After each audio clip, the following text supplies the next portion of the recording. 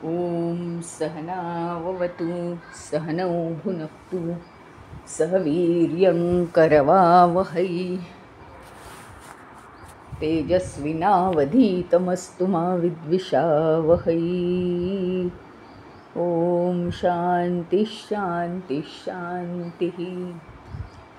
गुरुर्ब्रह्मा गुरुर्विष्णु गुरुर्देवो महेश्वरः गुरुरेव परं ब्रह्म तस्मै श्री गुरवे नमः। चिन्मयं व्यापि यत्सर्वं त्रैलोक्यं सचराचरं तत्पदं दर्शितं येन तस्मै श्री गुरवे नमः। तस्मै श्री गुरवे नमः।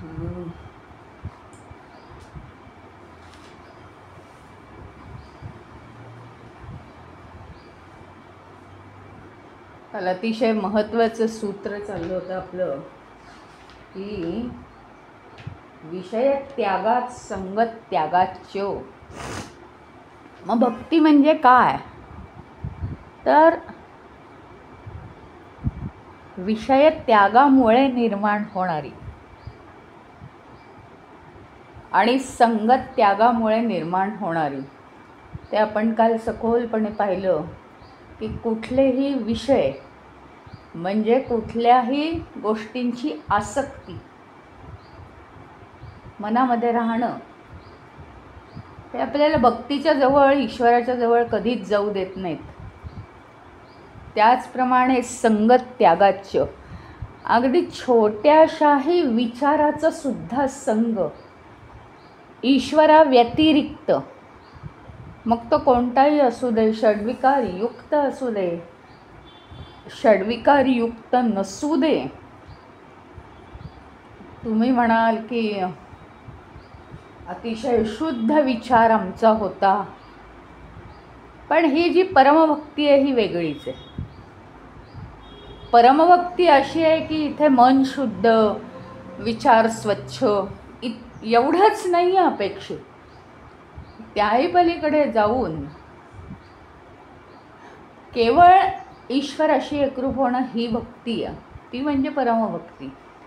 म्हणजे काय आहे? विचार शुद्ध ठेवणं, निस्वार्थी भावानी वागणं, ही सगळी तयारी आहे, तयारी भक्तीची। पण भक्ती म्हणजे काय आहे? तर ईश्वरा व्यतिरिक्त एकही विचार नको आहे आम्हाला, ही आहे परमभक्ती। आणि त्याच्यामुळे ईश्वर सोडून इतर कुठल्याही विचाराचा सुद्धा संग असणं हे बरोबर नाही, तर ती भक्ती नाही। म्हणून विषय त्यागात आणि संगत त्यागात। संग म्हणजे तुम्हाला वाटेल की संग म्हणजे काय? वस्तूंचा संग करायचा नाही। संग करायचा नाही म्हणजे काय? आता अनेकदा ही उदाहरणं मी दिलेली आहेत। संग करायचं नाही याचा अर्थ काय? सगळ्याच गोष्टी आपल्याला लागतात ना। घराचा संग करायचा नाही, घरदार सोडून फुटपाथवर राहायचं की काय? किंवा स्वयंपाकघरातली सगळी जी साधनं आहेत आमची, सगळी जी मशीन आहेत किंवा सगळी जी भांडी आहेत, त्या सगळ्याचा त्याग करायचा आहे का? असा आहे का संगत त्याग? तर नाही, संगत त्याग नाही आहे तो।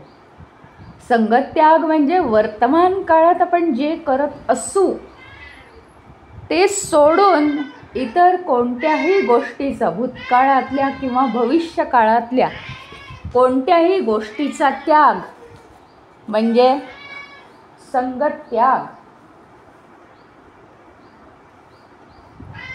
आणि विषय त्याग। विषयसुद्धा दुसरा कोणताही असता कामा नाही आपल्या मनामध्ये.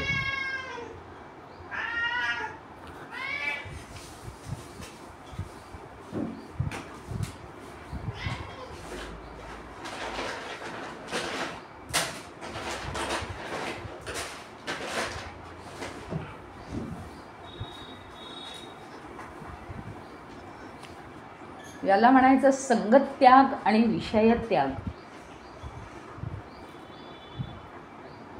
विषय वस्तू जगत जे आहे किंवा हे सगळं सजीव जगत काही म्हणा, हे जे विश्व आहे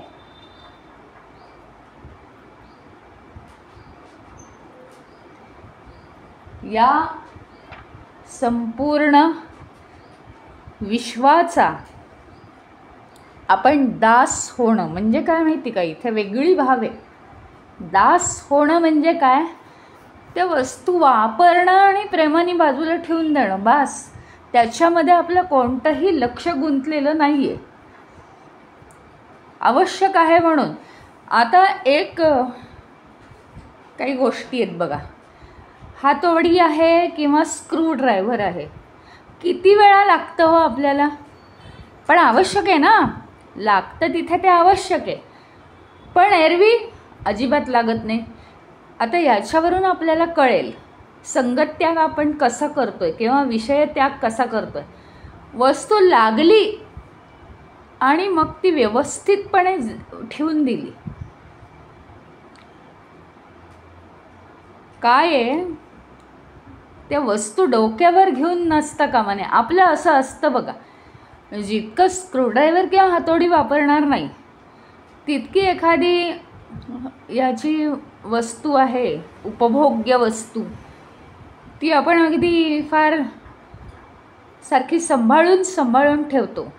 तिथे काय होतं, आपल्या मनामध्ये विषय चालू होतो, त्या वस्तूबद्दलची आसक्ती चालू होते. आपण काय असलं पाहिजे, आपण दास असलं पाहिजे. म्हणजेच काय, दास सेवक म्हणजे काय, तर आपल्या मनातनं सगळं काढून टाकलेलं असलं पाहिजे. ईश्वरा व्यतिरिक्त एकही विचार नको. जर असं केलं तर आपलं व्यक्तिमत्व इतकं दणदणीत होतं.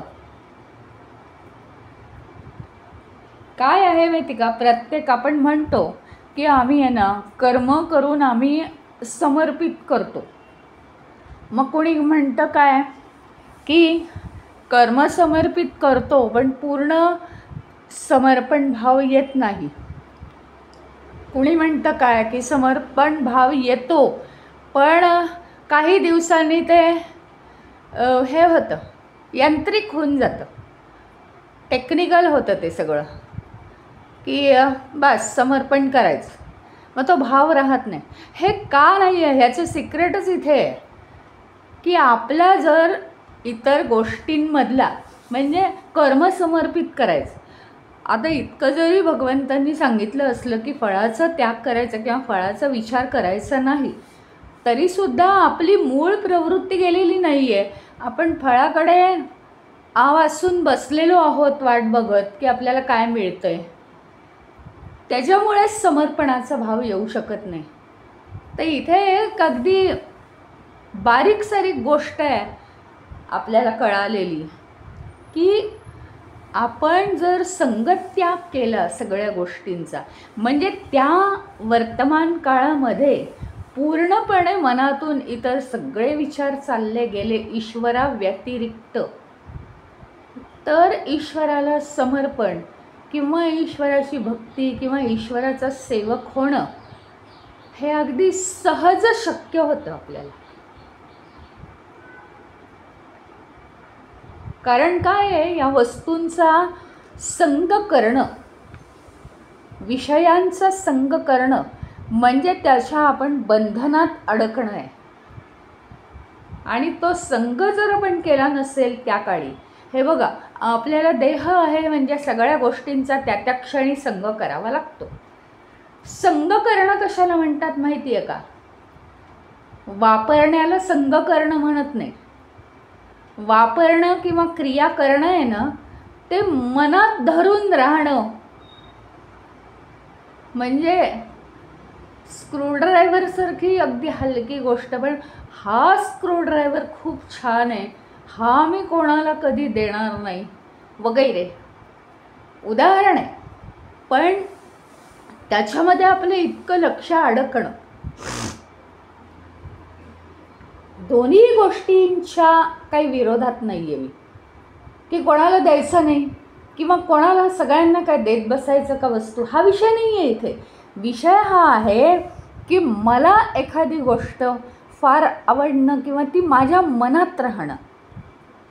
म्हणजे हे सगळं न शब्दात सांगताच येणार नाही. त्या कार्यासाठी ती गोष्ट उत्तम आहे हे सिलेक्शन आपलं चांगलं आहे, पण त्या वर्तमान काळात त्या कार्यासाठी ती गोष्ट उत्तम आहे, बाकीचं त्याचं सगळं महत्त्व संपलं हे जेव्हा मनात होईल, प्रत्येक वर्तमान काळ संपला रे संपला की आपल्या मनातनं तर संपूर्ण वस्तू आणि विषयांचा त्याग झाला पाहिजे, संघाचा त्याग झाला पाहिजे, तर आपल्याला ईश्वराची भक्ती करता येईल. कारण या वस्तू आणि व्यक्तींचा जो संघ आहे ना आपल्याला, तोच आपल्याला बंधनात टाकतो आहे. वर्षानुवर्ष बंधनात, किती सूक्ष्म आहेत ही बंधनं. आणि आपल्याला वाटतं की मी तर काही स्वार्थी विचार करत नाही, मी तर असा मोकळेपणाने राहतो, मी तर काही कशाचा संग करत नाही, मला काय हवं नको आता काही नाहीच आहे, तरीसुद्धा माझ्या बाबतीत अशा अडचणी कशा येतात असं आपल्याला वाटतं. पण सूक्ष्मतेने आपण कुठल्या ना कुठल्या गोष्टींच्या बंधनात आहोत. सूक्ष्मपणे असं वाटतं की मला ना हे असं हवं होतं किंवा मला ना ते तसं नको होतं माझ्या जीवनात, तसंच झालं. म्हणजे सूक्ष्मतेने, अगदी काही फार मोठी गोष्ट नाही, पण ते जे बारीक धागेदोरे विणले गेलेत ना त्या बंधनातून, म्हणजे जसं रेशीम धागा कधीच तुटत नाही, त्याच्याही पलीकडचा धागा आहे हा, अतिसूक्ष्म पण कधी न तुटणारा. म्हणून बंधनातून सुटण्यासाठी एकच आहे, सही सलामत आपण त्या बंधनांमधून कसे सुटू शकतो, तर केवळ ईश्वराचं नाव. आणि सतत जरी ईश्वराचं नाव घेतलं तरी पुन्हा पुन्हा बंधनात अडकू नाही. म्हणून संगत्यागात इति भक्ती, म्हणून केवळ सतत संघाचा त्याग करणं.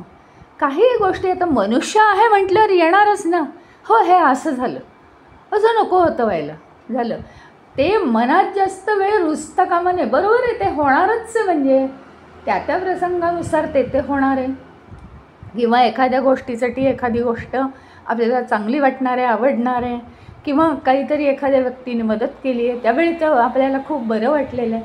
हां, त्याच्यावर काय उपाय करायचे ते करा ना, त्याच्या मोबदल्यात काहीतरी देणार असेल तर द्या, किंवा त्या व्यक्तीला त्यांच्या अडचणीत मदत करा, झालं ना. त्या विषयापुरतं ते ठीक आहे, पण ते सारखं मनात धरून बसणं, मग नको का वाटायला आपल्याला, मग ती व्यक्ती चांगली वाटली, हो ते बरोबर आहे, पण त्याचं फळ हे असं आहे, अतिशय सूक्ष्म धाग्यांनी असं आपल्या भोवती जाळं विणलं जातं आहे की ज्या बंधनांमधून आपण कधीही सुटूच शकत नाही. आणि आपल्याला वाटतं की आपण तर खूप त्याग केला आहे, पण तरीसुद्धा आपण त्या अतिसूक्ष्म बंधनात, अतिशय गच्च अशा कधीही न तुटणाऱ्या धाग्यांनी आपण बांधलो गेलो आहे. आणि आपण काय झालं आहे, या सगळ्या विषयांचा आणि सगळ्या संघांचं गुलाम होऊन बसलेलो आहे. म्हणजे आता हे विषय आपल्याला कधी सोडतील याची आपण वाट पाहतोय, तसं उपयोगाचं नाही.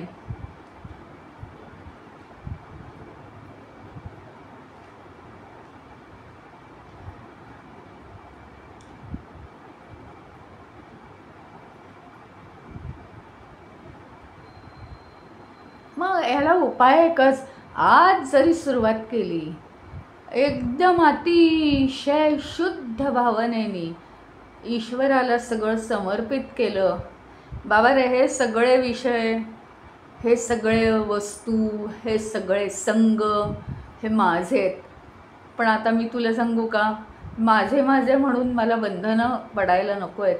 हे सगळे मी तुला समर्पित करतोय. रोज झोपताना किंवा रोज उठल्यावर आपण ही एक प्रार्थना देवाला केली की सगळे माझे विषय सगळे मी तुला समर्पित करतोय, तर कधी आपलं जीवन बिघडणार नाही आहे. म्हणजे आता विषय आपल्याजवळ राहिले नाहीत, ते आता आपण भगवंताला दिले, मग आम्ही आता संसार कसा करू, आम्ही आता जीवन कसं भागवू, असं नाही होणार. कारण ईश्वराला सुद्धा आपली काळजी आहे, ही एक गोष्ट. दुसरी गोष्ट म्हणजे या देहाबरोबर ॲटोमॅटिक सगळी रचना झालेलीच आहे. सगळी बटणं दाबली गेलेली आहेत, आता काहीच करायचं नाही.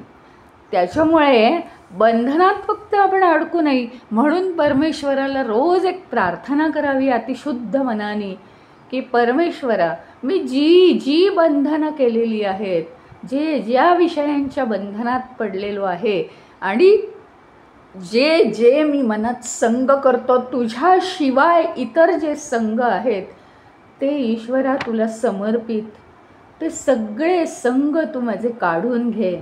माझ्या हाताबाहेरचं आहे. माझा अहंकार तुला समर्पित, माझं मन तुला समर्पित. असं जरी तुम्ही म्हटलं तरी तुमचा देह चालवण्यासाठी मन जे लागतं ते असेलच, पण त्रास होणार नाही. सगळी काळजी ईश्वरच वाहील अशी ईश्वरावर श्रद्धा ठेवा. बाकी कर्म करायची आहेत ती आपणच करायची आहेत. फक्त काय होतं, हे केल्यामुळे सगळा आपण भार खाली ठेवून देतो, हलकं झाल्यासारखं वाटतं.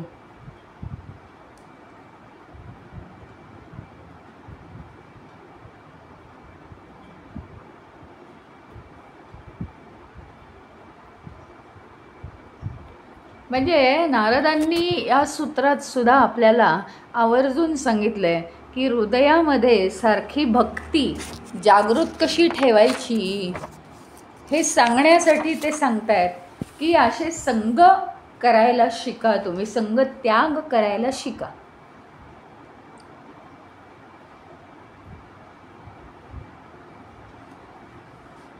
मग ही हृदयामध्ये भक्ती जागृत ठेवण्यासाठी अशीच काही सूत्र पुढे आपल्याला सांगतायत. काय सांगतायत? अव्यावृत भजनात. अव्यावृत भजनात म्हणजे काय की अव्यावृत, अखंड. व्यावृत म्हणजे थांबणे आणि अव्यावृत म्हणजे अखंड. व्यावृत म्हणजे खंड न पडणे आणि अव्यावृत म्हणजे अखंडपणे चालू ठेवणे. अखंड जर भजन केलं, भजन भग माहिती आहे ना तुम्हाला? भग हा शब्द माहिती आहे. भग म्हणजे तेज, अत्यंत स्फुरित झालेलं तेज म्हणजे भग. असा जो भगवंत आहे ज्याच्याकडे अपार तेज आहे त्याचं भजन म्हणजे ज्याच्यामध्ये, ज्या गायनामध्ये अतिशय तेजपुंज अशी भावना आहे, उदात्त भावना आहे ईश्वराविषयीची, असं भजन आपण अखंडितपणे. मग भजन हे फक्त गायन नाही आहे बरं का. आता मध्ये सुद्धा एक जे सूत्र आलं होतं गायंती, तर गायन म्हणजे काय माहिती का? गायन म्हणजे सारखं मनामध्ये तेच तेच तेच तेच सारखं रिपीट होणं, याला म्हणायचं गायन. तेच विचार मनामध्ये आणणं म्हणजे गायन. त्याचप्रमाणे भजन हा शब्द आहे की सतत मनामध्ये कधी ईश्वराचं नामस्मरण आहे, कधी ईश्वराचं गुणगान आहे, कधी ईश्वराचं रूप आहे, कधी ईश्वराला समर्पित भाव आहे, कधी ईश्वराशी एकरूप होणं आहे, कधी ईश्वराबद्दल उदात्त भाव की परमेश्वरा मला तुझ्याशिवाय काहीही नाही आहे, तुझी जी आज कृपा आहे त्या कृपेवर मी चाललो आहे, तू माझ्या जीवनात आणखीन कृपा निर्माण कर. उदात्त भक्तभाव ईश्वराविषयीचे मनात येणं हे सुद्धा भजनच आहे. आणि त्याची स्तुती गाणं हे सुद्धा भजनच आहे. मंत्रांमधून जर स्तुती गायची असेल तर मात्र मंत्रांचे अर्थ माहीत असावेत. नाही तर मंत्र एकीकडे आणि आपण एकीकडे, तिथे ती भजन होत नाही. आता भजन या शब्दाचा अर्थ संस्कृतमध्ये अजून एक खूप चांगला आहे बरं का. भजन म्हणजे काय, तर भजन म्हणजे आपण परमेश्वराचं करतो फक्त ना, बाकी कशाचं आपण भजन नाही करत. राष्ट्राबद्दल असेल तर राष्ट्रगीत किंवा राष्ट्रगायन स्पर्धा किंवा राष्ट्राबद्दल देशभक्तीपर गीत वगैरे, नाही का, अशी वेगवेगळी नावं असतात त्यांना. भजन हे फक्त आपण ईश्वराचंच करतो. तर या शब्दाचा अर्थ इतका सुरेख आहे की मनात जे इतर विषय आहेत, ईश्वर सोडून जे इतर विषय आहेत, ईश्वर सोडून इतर सगळी सृष्टीतले विषय, या विश्वातले विषय आहेत आणि नको आहेत ते भक्तीसाठी, त्या सगळ्यांचं जे भंजन करतं म्हणजे तोडून टाकतं ते भजन. या सगळ्यांचं भंजन म्हणजे त्यांना नाहीसं करतं ते भजन, असा त्याचा अर्थ आहे. त्यामुळे तिथे संगत्याग नक्की होतो. आणि भजन या शब्दाचे अनेक अर्थ मी सांगितले. भजन म्हणजे ईश्वराचं गायन, मग ते तुमच्या नामस्मरणाच्या स्वरूपात असू दे किंवा आणखीन कशाच्या स्वरूपात असू दे, अभंग, ओवी, गाणं या स्वरूपात, पण त्याच्याशी एकरूप झालं पाहिजे. त्याचा अर्थ समजून आपण त्या भगवंताच्या रूपाशी एकरूप झालो पाहिजे. कधी कधी त्याचं रूप आठवून, कधी ध्यानस्थ बसून, कधी सगुण साकाराचं ध्यान करणं, तर कधी आणखीन काही. याला सगळ्याला भजनच म्हणायचं, दुसरं काहीही म्हणायचं नाही. कधी काही पोथी वाचून तो भगवंत डोळ्यासमोर येतो आहे, तर कधी ग्रंथ वाचून भगवंताला आपण डोळ्यासमोर आणतो आहे, तर कधी काही धार्मिक ग्रंथ वाचून, एखाद्या संताचं चरित्र वाचून भगवंत डोळ्यासमोर येतो आहे. या सगळ्याला भजन म्हणायचं. तर हे सूत्र काय म्हणतंय, अव्यावृत भजनात. एक आपल्याला सांगितलं, मुळामध्ये आपल्याला काय केलं पाहिजे. मुळामध्ये आपल्याला विषयांचा संग तोडला पाहिजे. हां, म्हणजे काय, विषय त्यागात संगत त्यागाच्य, आपण ही तयारी केली. आणि आपण हे म्हटलंच की भगवंताशिवाय इतर जे कोणतेही विचार आहेत ते त्या वर्तमान काळापुरते ठीक आहे. प्रत्येक गोष्ट ही 2-2 मिनटाची, 5-5 सेकंदाची, 10-10 मिनटाची असते किंवा फार फार तर तासाची, 2 तासाची असते. त्या व्यतिरिक्त इतर जर विषय येत असतील मनामध्ये आणि या सगळ्या गडबडीत ईश्वराचं नावही घ्यायला वेळ नसेल तर काही अर्थ नाही. म्हणून विषय त्यागात संगत त्यागाच्य, सारखा त्याग केला की काय होतं, मनात एकही गोष्ट राहत नाही, मग केवळ भगवंत उरतो. ही पहिली बेसिक गोष्ट.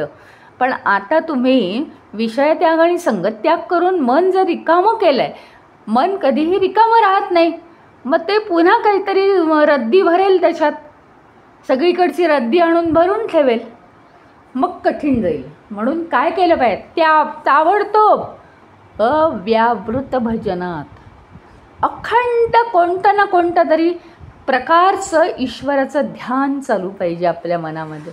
तो म्हणाल, हे कसं काय शक्य आहे. हे शक्य आहे, हे शक्य आहे. कोणत्या ना कोणत्या रूपात भगवंताचं भजन, भजन म्हणजे गाणंच नाही आहे नुसतं, कोणत्याही रूपात भगवंताचं भजन, मग ते कोणत्याही रूपात असू दे, ते शक्य आहे. दिवसात ना अनेक वेळा आपण काही वेळ रिकामे राहून, कधी मनाप्रमाणे छान छान चिंता करून घेतो, तर कधी आणखीन काय काळजीने ग्रस्त होतो, तर कधी काय होतं, कधी नको ते विचार करत बसतो. प्रत्येकाला काहीतरी आहेच. आता हे केल्यामुळे आपण स्वतःची तब्येतही बिघडवून घेतो आणि हे सगळं करायला आपण तयार आहोत, पण आपण परमेश्वराचं भजन गायला तयार नाही आहे. म्हणजे काय? हा एक ठोस मार्ग सांगितलेला आहे आपल्याला. जर विषयत्याग आणि संगत त्याग केला तर मन रिकामं होतं आणि ताबडतोब ते काम कशाने भरलेलं राहिलं पाहिजे, तर ते परमेश्वराच्या भजनाने भरून राहिलेलं पाहिजे.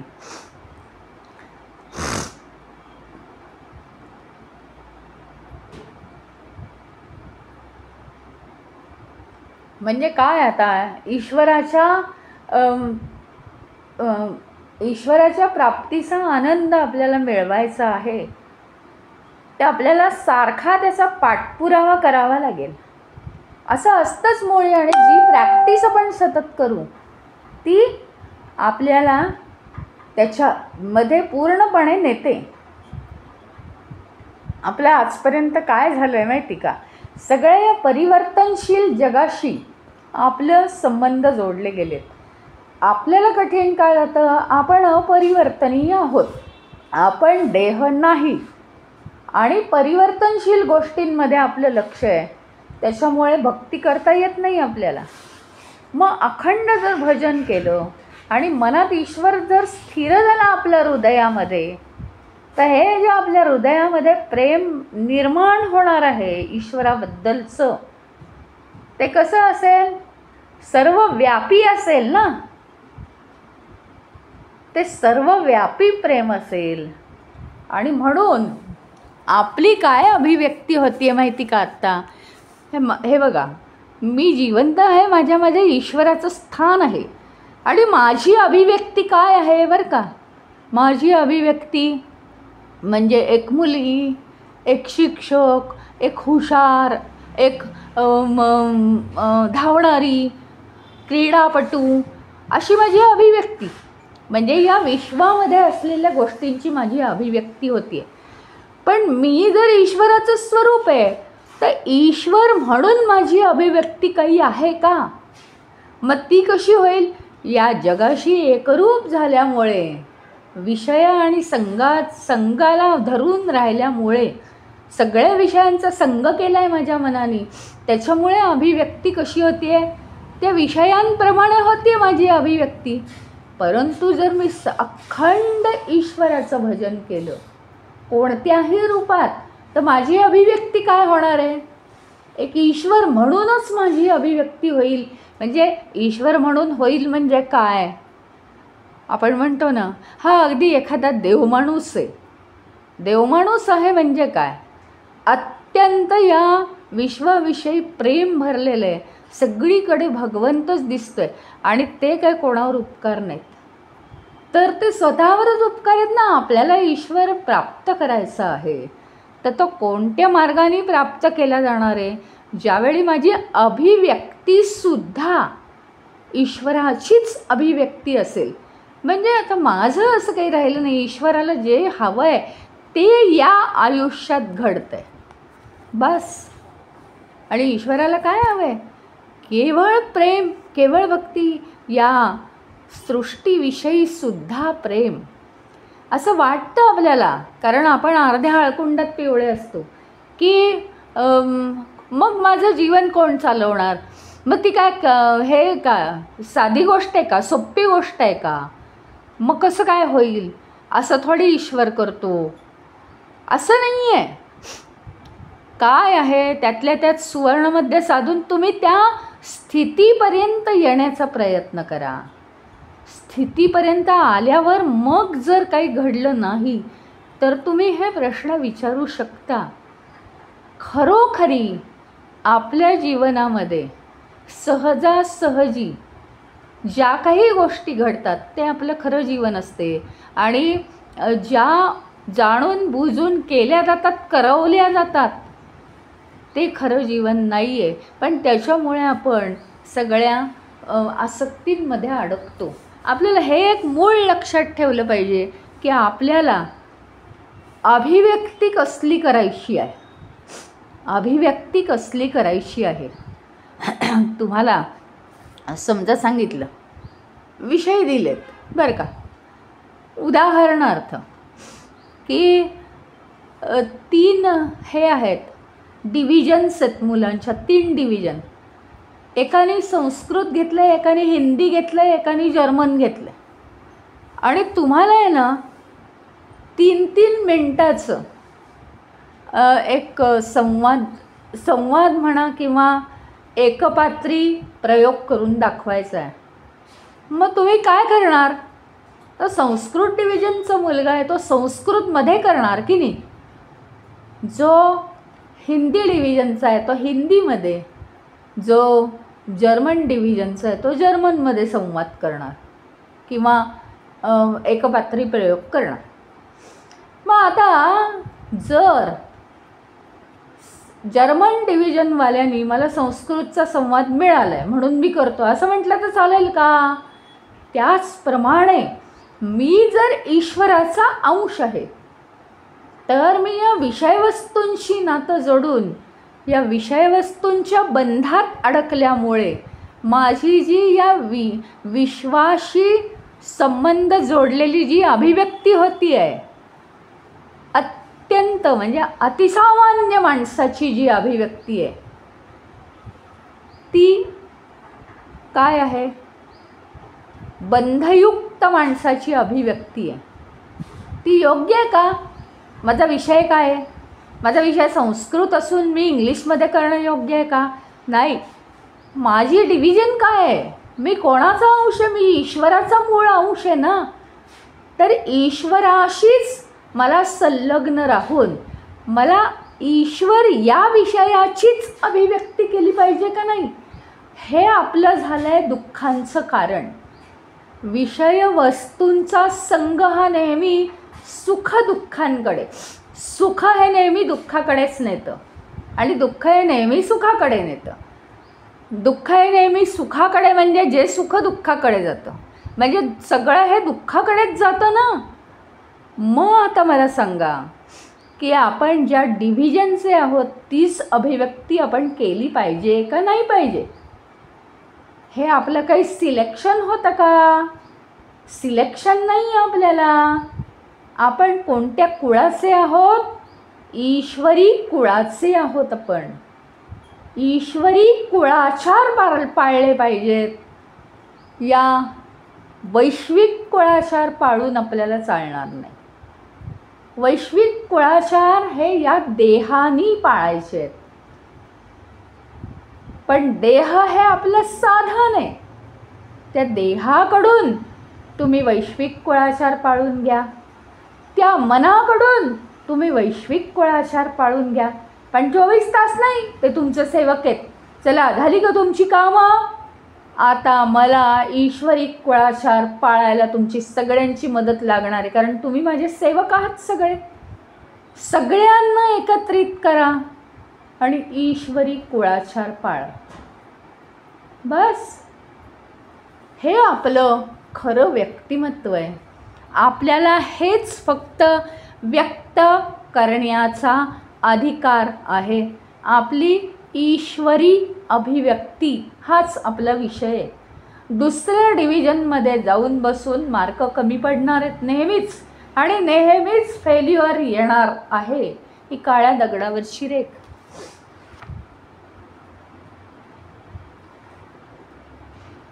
म्हणजे काय आहे? शेवटी सगळी कर्तव्य कर्म पार पाडायची आहेत, परंतु आपल्या कुळाचाराला विसरायचं आहे का? आपण काय करतोय माहिती का? आपला देह, आपलं मन, आपली बुद्धी, आपला अहंकार याचेच आपण दास झालो आहोत. त्यांना आपण आपले दास म्हणून इथे आणलं आणि त्यांचेच आपण दास झालो. सगळी नुसती त्यांचीच कामं. जे पंचमहाभूतात्मक आहेत त्यांची कर्म कितीही पूर्ण केली तरी ते काय म्हणतात? राहू दे ना, आम्हाला ही कर्म फार आवडतात, पुढच्या जन्मी आपण परत करू, आम्ही परत पुढचा जन्म घेऊन येतो, तू आमचा सेवक आहेसच ना. किती हीन गोष्ट आहे. त्यांनी आपल्याला सगळं त्यांचाच सेवक करून टाकलेलं आहे, परंतु ते आपले सेवक आहेत. म्हणून सगळी कर्म सतत पूर्ण करत राहायची आहेत, कारण आपण या बंधनामध्ये अडकलो आहे, वासनांच्या बंधनामध्ये अडकलो आहे. म्हणून आपल्याला देह मिळालेला आहे, ठीक आहे, देह चालवायसाठी मन मिळालेलं आहे, मन योग्य चालायसाठी आपल्याला बुद्धी मिळालेली आहे, सगळं मान्य आहे, सगळं ठीक आहे. देहाला सुरक्षित ठेवण्यासाठी अहंकार मिळाला आहे. पायातली वहाण ही पायातच ठेवायची आहे, त्यांची सगळी कार्य होऊ द्यायची. परंतु प्रत्येक आपलं कर्म झालं की आपला कुळाचार पाळायला आपण विसरायचं नाही, सतत आपला कुळाचार झाला पाहिजे. ते म्हणजे अव्यावृत भजनात, अखंड भजन. अखंड भजन म्हणजे कर्म पूर्ण झालं, ईश्वराला समर्पित. देहाला सांगायचं तुझं कर्म पूर्ण झालं आहे, माझा दास आहेस, चल ईश्वराकडे हात जोडता, शरीर स्थिर ठेव. मनाला सांगायचं सगळे विचार बंद, आता चल माझ्याबरोबर ईश्वराच्या दारात चल. सगळ्यांना घेऊन जायचं तिथे, सगळ्यांना समर्पित भाव, ईश्वराला नतमस्तक व्हायला लावायचं. आपल्या सेवकांसह आपण ईश्वराला नतमस्तक व्हायचं आहे.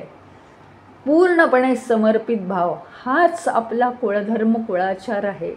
आणि तो आपला कुळधर्म कुळाचार करायला विसरायचं नाही. ज्या गोष्टीसाठी आपण आलो होतो, आपली कुलदेवता घेऊन जातो अनेकांना आपण, आणि आपण आपला कुलधर्म कुलाचार करतोय का? ती नुसती पिकनिकच झाली ना, जा या डोकं टेका बस झालं काम. काय केलं आपण कुळाचार? याप्रमाणे हे झालं. आपण या सृष्टीमध्ये इथे जन्म घेऊन आलो आहे, आणि जन्म घेऊन आलो या सगळ्या सेवकांना बरोबर आणलं. आपलं सगळं कार्य व्यवस्थित चालावं. प्रत्येक सेवक म्हणतो मी आता इकडे मजा करून येतो, ड्रायव्हर म्हणतो मी इकडे गाडी घेऊन जातो, आणि तो येतच नाही लवकर परत. आणखीन काही आहे, इंद्रिय पळून जातात बाहेर आणि मन त्यांच्या मागे धावत जातं. बुद्धीला विवेक करायला काहीच मनाने आणलेलं नाही आहे, आणि अहंकार नुसता अहम अहम मी मी मी मी म्हणतोय. हे काय आहे? का आपला कंट्रोल नाही आहे? आपलं पक्क ठरलं आहे का?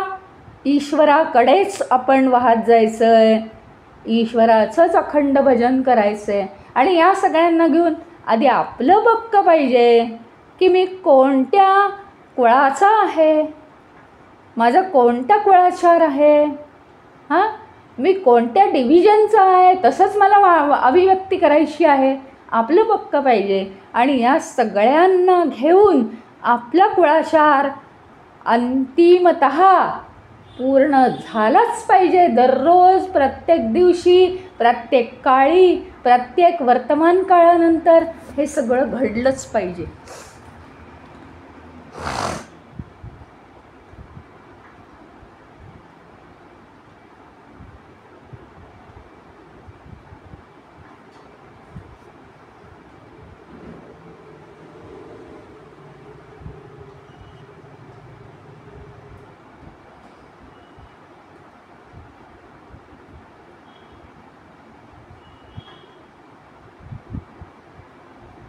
त्यामुळे परमेश्वराच्या भक्तीमध्ये रस शोधणं हे आपलं सगळ्यात महत्त्वाचं काम आहे.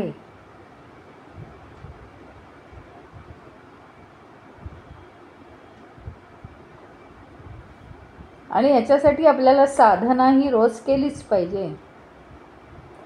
नुसतं संसारात मग्न राहून आपण आपल्याला फक्त सेवकांची सेवा करतोय असं वाटतंय.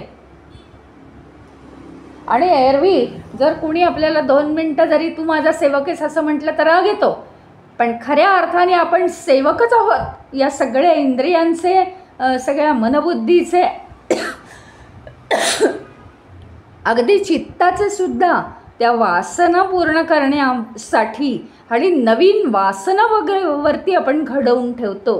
म्हणजे आपण सेवकच नाही का, त्या वासनांना बरं वाटावं, त्यांची झोळी भरावी म्हणून आपण आणखीन त्यांना मदत करतो. आपलं कुळ शेवटी आपण विसरून जातो. आणि म्हणून अव्यावृत भजनात हे अत्यंत महत्त्वाचं सूत्र आहे आपल्यासाठी.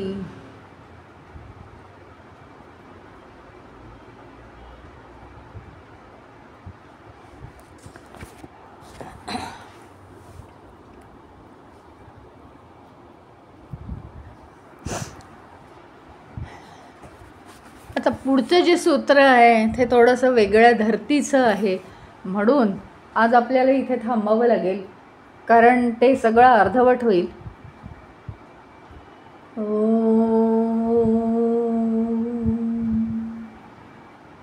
ओम पूर्णमद पूर्णमिदं पूर्णात् पूर्णमुदच्यते पूर्णस्य पूर्णमादाय पूर्णमेवावशिष्यते. ओम शांति शांति शांति. हरि ओम. श्री गुरुभ्यो नमः. हरि ओम.